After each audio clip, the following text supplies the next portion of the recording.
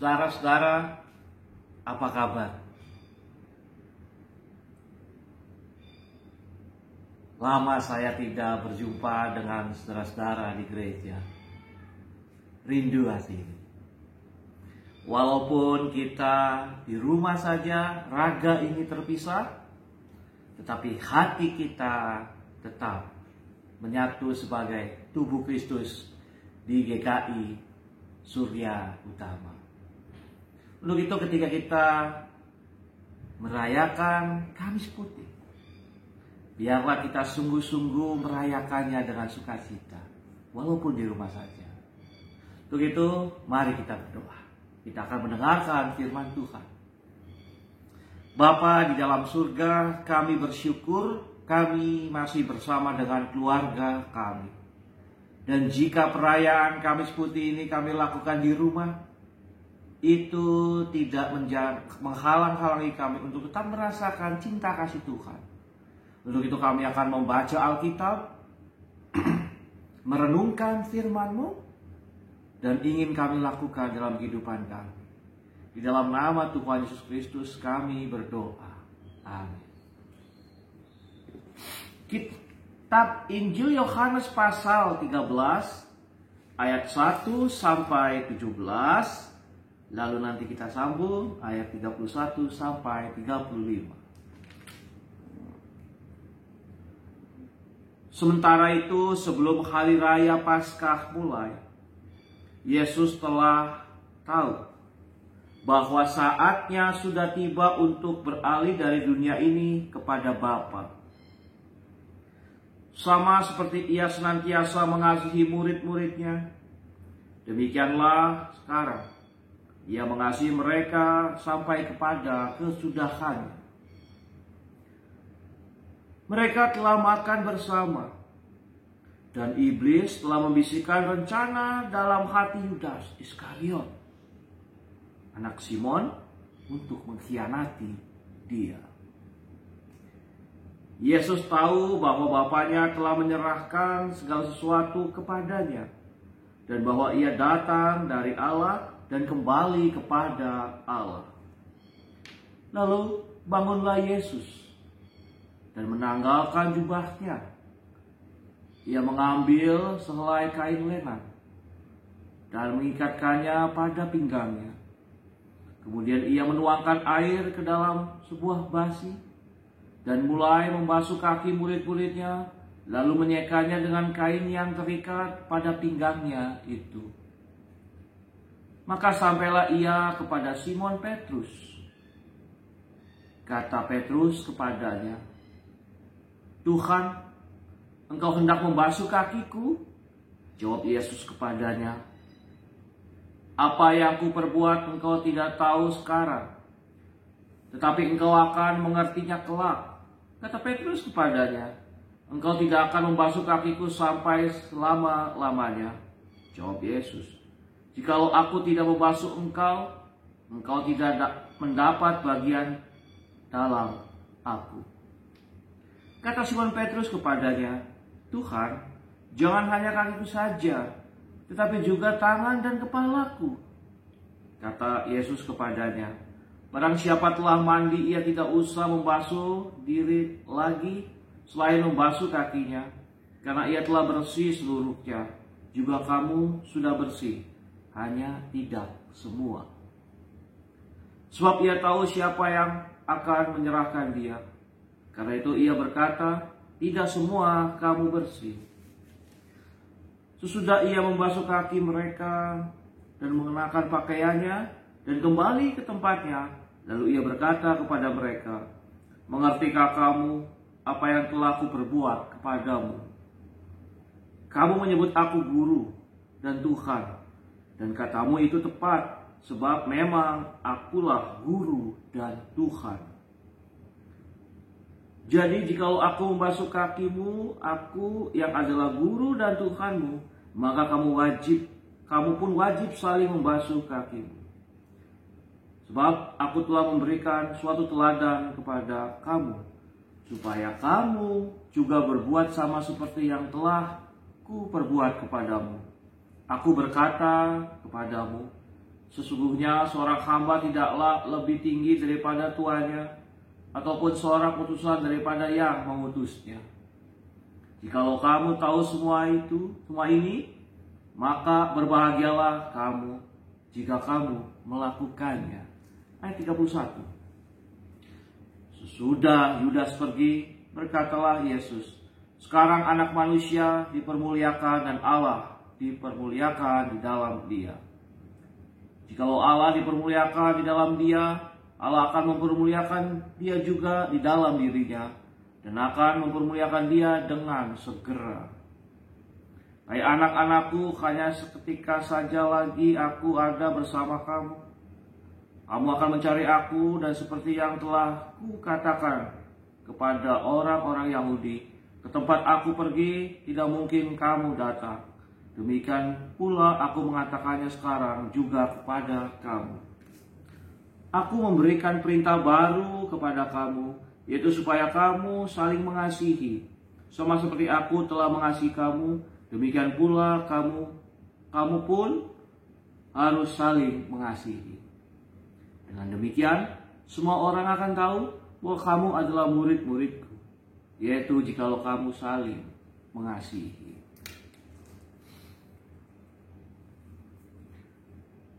Saudara-saudara terkasih dalam Tuhan Yesus Kristus, Jemaat GKI Surya Utama, apa yang telah saudara persiapkan untuk menyambut Paskah?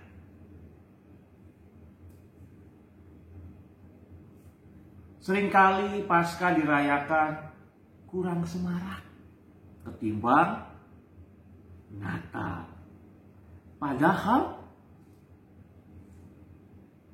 Paskah juga salah satu perayaan gerejawi yang perlu kita hayati. Dan saat ini kita mulai memasuki minggu-minggu sengsara. Kita sedang merayakan Kamis Putih. Lalu nanti ada Jumat Agung. Lalu ada Sabtu Sunyi dan Paskah. Untuk itu, kembali saya tanya, apa yang telah kita semua persiapkan untuk menyambut Paskah? Mari kita mulai dari sekarang untuk sungguh-sungguh menghayati Paskah. Saudara-saudara, kalau tema kebaktian kita adalah kerendahan hati dan ketaatan, dengan didasari pembacaan Injil Yohanes pasal 13 tadi, saya ingin mengajak kita untuk melihat 4 hal. 4 hal ini seperti ini. Kita akan lihat satu persatu. Sudah dicatat? Nah, ini penting. Saudara-saudara, ketika hati gentar, maka akan mempengaruhi tindakan kita. Ketika kita gentar melakukan sesuatu yang ingin kita lakukan, maka kita bisa tidak jadi melakukan. Hal yang pertama, kita melihat ketika Yesus akan melakukan perintah Bapa, Ia meneguhkan hatinya. Kita lihat di sini. Ayat yang ketiga. Yesus tahu bahwa Bapanya telah menyerahkan segala sesuatu kepadanya, dan bahwa Ia datang dari Allah dan kembali kepada Allah. Saudara terkasih dalam Tuhan Yesus Kristus, Yesus tahu untuk apa Dia datang ke dunia, dan Dia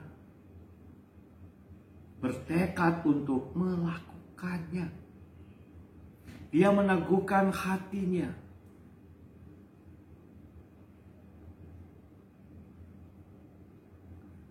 Dia tidak setengah-setengah.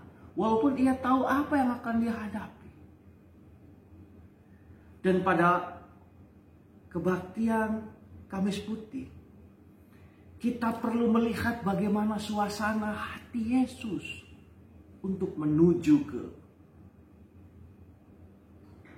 Kalvari. Ia tahu untuk apa dia datang. Dan ia terus melakukannya. Dia mencontohkan hal yang baik. Lalu bangunlah Yesus dan menanggalkan jubahnya. Ia mengambil selai kain lenan dan mengikatkannya kepada pinggangnya. Lalu ia menuangkan air ke dalam sebuah basi dan mulai membasuh kaki murid-muridnya. Dan menyekanya dengan kain yang terikat pada pinggangnya. Bayangkan bagaimana perasaan hati Yesus. Ia sudah tahu apa yang akan terjadi besok, lusa. Tapi dia meneguhkan hatinya. Ia sungguh-sungguh mau melakukannya. Saya mencoba ketika membaca bagian ini, saya berpikir secara manusia. Kalau sudah tahu ada orang yang akan mengkhianati saya, wah, saya ketok tuh kakinya tuh. Yang saya baju, yang saya cuci, yang saya siram, saya ketok atau paling enggak saya cubit. Tapi Yesus membasuh semua kaki murid-muridnya. Artinya apa? Saudaraku, Yesus teguh untuk siap menghadapi tugasnya di dunia untuk memuliakan Bapaknya. Jadi satu hal, ayo teguhkan hati kita untuk hidup sebagai anak-anak Allah. Setelah kita sungguh-sungguh meneguhkan hati kita, takluk kepadanya, hidup dalam iman kepadanya, menyerahkan segala sesuatu yang terjadi itu dalam pimpinan Allah, maka biarlah kita selalu mengarahkan hati pada Allah. Arahkanlah hati pada Allah. Jangan lihat manusia. Kalau melihat manusia, kita cepat lelah. Kalau lihat manusia, kita cepat marah. Kita cepat kecewa. Tapi kalau kita lihat Allah, semangat terus membara untuk mewujudkan kehendak Allah. Asal kita sungguh-sungguh membuka hati kita untuk dikuatkan Allah, dimampukan Allah. Maka selalu arahkanlah hati pada Allah dalam segala kesungguhan. Pahami apa yang ingin Ia lakukan melalui diri kita. Kalau kita lihat di sini bagaimana Simon Petrus mencoba untuk menyombongkan dirinya. Dia berkata-kata seakan-akan rendah hati. Dia tahu bahwa yang harusnya mencuci kaki itu bukan Yesus sebagai guru. Harusnya para muridnya yang mencuci kakinya, kaki Yesus. Tapi ternyata Simon Petrus bukan sungguh-sungguh mengarahkan hati kepada Allah. Ia ingin menyombongkan dirinya. Kata Petrus ketika itu pada ayat ke-8, "Engkau tidak akan membasuh kakiku sampai selama-lamanya." Jawab Yesus, "Jikalau kamu tidak membasuh, jikalau aku tidak membasuh engkau, engkau tidak dapat bagian dalam aku." Kata Simon Petrus, "Tuhan, jangan hanya kakiku saja, tetapi juga tangan dan kepalaku." Wah, lihat. Membasuh kaki itu pekerjaan budak. Yesus mencontohkan.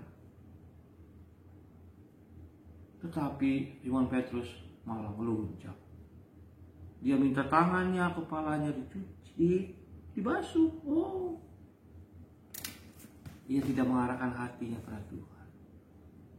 Jadi saudara, untuk hidup dalam kerendahan hati dan ketaatan, setelah meneguhkan hati untuk melayani Tuhan, melayani Allah, mari kita selalu arahkan hati pada Allah.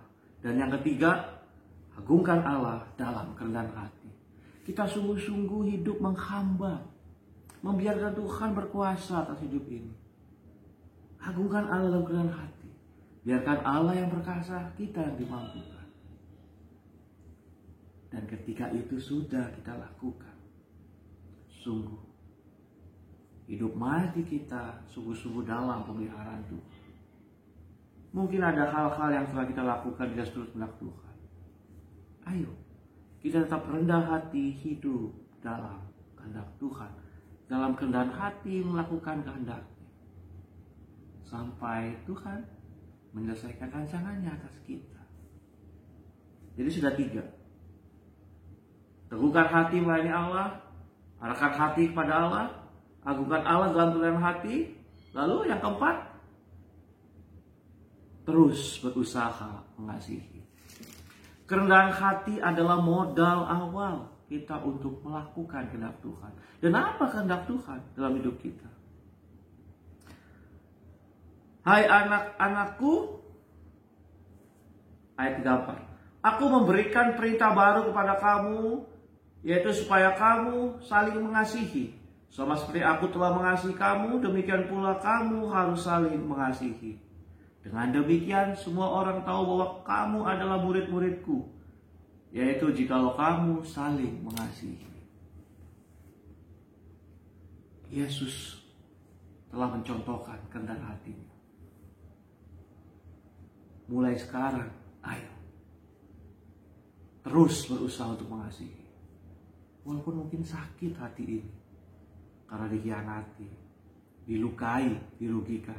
Teruslah berusaha mengasihi. Saudaraku, mari taat yang harus kita lakukan. Teguhkan hati, arahkan hati, agungkan, dan terus mengasihi. Biarlah Kamis Putih ini membuat kita makin rendah hati dan taat. Amin.